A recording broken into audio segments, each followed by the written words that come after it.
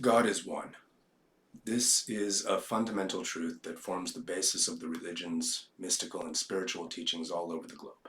In India, Europe, China, whether the belief system is called monotheist, polytheist, or pantheist, the overarching idea that ties them all together is the idea of a unified progenitor that begat it all. Before the creation, before the pantheons of the various cultures, God is one, the primordial force that is nature, Mother Nature, the nature of us all. Every creation myth, through story, shows us the division of this original force through time, space, and dynamic motion. In this sense, there's little to differentiate the origin stories from basic science, where there was none, quite suddenly there was one, and the one begat two, and so on to the present day in all its glory, infinite variables and colors. The entire tapestry of creation, all that has already manifest and all that will come to be, all of it, is one God. The realization of this tapestry, our inherent oneness, and the knowledge of all that has gone into the weaving of this great tapestry called life, including the backdrop upon which it's been woven. This is the purpose and goal of the great teachings from Buddhism to Taoism, Hinduism, Judaism, Zoroastrianism, even Christianity. And this brings us to Tantra. Tantra in Sanskrit literally means weaving, or that which has been woven together. Tantra's main goal is to point us towards a vision and the realization of the tapestry. Tantra developed at the beginning of the first millennium CE as an esoteric practice of Buddhism and Hinduism. It's Indian in origin, and the word Tantra connoted texts or theories, a system, method, instruments, techniques, or practices that would lead to an understanding of the totality of being. Within the broader teachings of Buddhism or Hinduism, the path of Tantra made use of mantra, or symbolic chanting, or yantra, symbolic imagery, to purpose, in order to bring the mind onto a particular point of understanding and coax it into the broader apprehension of reality, as opposed to the narrow view it might hold according to personal conditioning. In Buddhism, Hinduism, Jainism, the word Tantra took on the meaning of doctrine or technique that would allow one to uncover the sheaths that surround the Atman, or the soul presiding at the center of each of us. You might be familiar with another popular practice that aims to uncover the soul and unite it once more with the greater nature, the practice called yoga. Just as there are varying schools of Buddhist thought, so too there are also various schools of yoga. Buddha was, after all, a Mahayogi, one who had achieved the ultimate goal of yoga.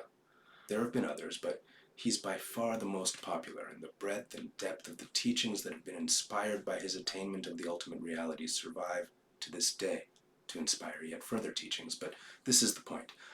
No matter the school of Buddhism you visit, be it Zen or Nichiren, whether you visit monks in Tibet or China or Japan or Thailand, the crux of the teaching and the goal is the same: to discover and unite with the God particle that set this whole chain reaction of creation into motion.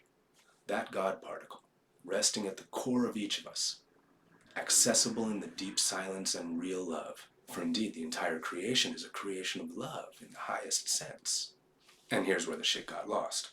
Fast forward to the early 1900s, the Age of Enlightenment has flowered through Europe, the occult renaissance has left a mark on the intelligentsia of the time. People in the West are waking up to new ideas courtesy of the likes of Yogananda, who would bring the Indian teachings to America. But both sides of the coin are always there, isn't it? Where there's truth, there's also fake news, usually propagated intentionally by those whose motivation we would be better advised to question. If only we had the knowledge and insight to see what was being laid before us. And so it happened that a guy named Perry Baker, who you might know by the name of Pierre Bernard, this guy from Iowa in the USA, was a practiced hatha yogi, and he'd gained some control over his body so that he could subdue the pain and pierce himself with long needles. Well, he started attracting crowds, and before long he founded an organization called the Tantric Order. It was all downhill from there. If you want to know how Tantra became associated with sex, just look up the name Pierre Bernard, and find all the stories associated with his nonsense of cults of sexuality and kidnappings and all sorts of stuff that has absolutely nothing to do with Tantra. And see what to do about that now. How many Facebook groups are there, and how many hundreds of thousands have gotten totally lost with these ideas? How many so-called gurus do we find in these groups continuing to knowingly disseminate false knowledge in order to bolster their own position, to gain the riches of the pride and flesh that they may live happily in their private matrices? Truly, whatever. This video will only be seen by a few. My own objective is simply to shed a little light on what has become a dark path. It's become confused. But actually, the path is light. It is the light, the only light. As Jesus said, I am the way, and there is no other way to the Father but by me. He wasn't talking about his person. He was talking about the light of his teaching. There is no other way to knowledge but by a very specific path, and the Church holds no monopoly on the teachings of Jesus. Neither does Buddhism or Tantra have a monopoly on the path. The Kabbalists know what they're talking about. The Rastafaris know what they're talking about. Tantra is one of the yogic paths. I was having a conversation with a colleague of mine the other day who was incredulous that he'd not seen any of the teachings speak explicitly to the idea of God consciousness going out to meet the illusion, while he'd witnessed overwhelmingly the idea that the illusion, Indians call her Maya or Kundalini, is always put in the position of needing to rise in order to meet the grand consciousness in the crown.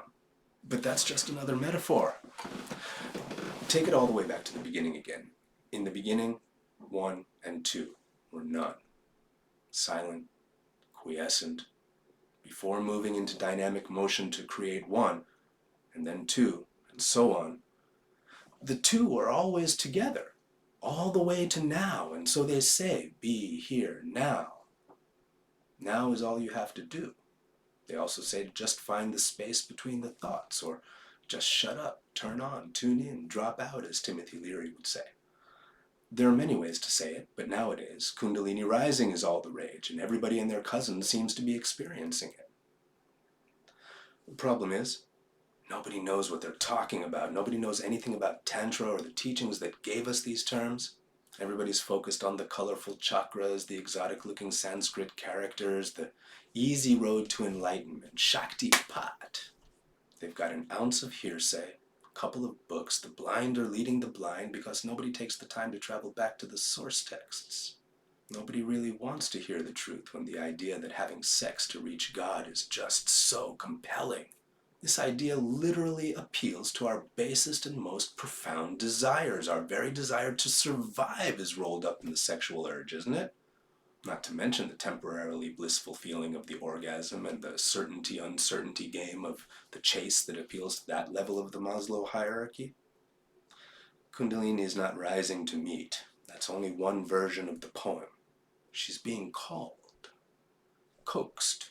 Consciousness itself is verily calling out to her. It can be no other way. The one is two in the body, but it's all a product of the one. Yes, the metaphor is of the rising. Kundal is coiled up at the base of the spine, but it's I am calling to her. She, Maya, is wrapped up in the life at every level. This would be a dead body if she were just stuck in the sacrum. No, she flows. And we are, just as I am. We already are. But it takes the removal of some blinders before you can get that. That's her illusion, but it really is only that. Illusion. There's too much talk. The truth gets lost in all the talk. It's all these damned life experiences impressed on the body, making the body-mind machine, weaving further veils over the mind that necessitates this conversation around a so-called journey of restoration along the axes. The chakra journey is just one allegory, one metaphor, but it doesn't happen vertically. It certainly doesn't happen horizontally, between the sheets, so to speak. There's something to say about development in order. A healthy body, an open heart, a cleared and purified mind that allows one to begin to apprehend the higher mysteries of life. This can happen in tandem, but more often than not, it requires a discipline, and for that reason, Zen temples exist. For that reason, we have Kriya Yoga, Jnana Yoga. There are systems. And Tantra is a system, full of magic and wonder. The knowledge can be used for the gain in the physical or support of the spiritual, but Tantra is a system. And central to that system is a knowledge of the one God, a masculine and feminine force at the heart of each of us, waiting to be balanced through right mindfulness, apprehension of our true nature, and a lifestyle in alignment with this knowledge. When that mindfulness, apprehension, and alignment are in place, Kundalini is metaphorically said to have awakened and joined with her Lord Shiva. Before that balance happens, though, we human beings have to travel a lot of paths and go through a lot of trials, and the body-mind reflects those trials, sometimes as tornadoes of energy or any number of physical or psychical reactions. But at the end of the journey, not only are you completely normal again, but now being in sync with this nature that birthed you, an entirely new appreciation of being exists for you. A new cooperation between yourself and the life that finds you newly empowered and enabled to create life as joy in this veritable Eden of a guest house in which we live together. This is Tantra.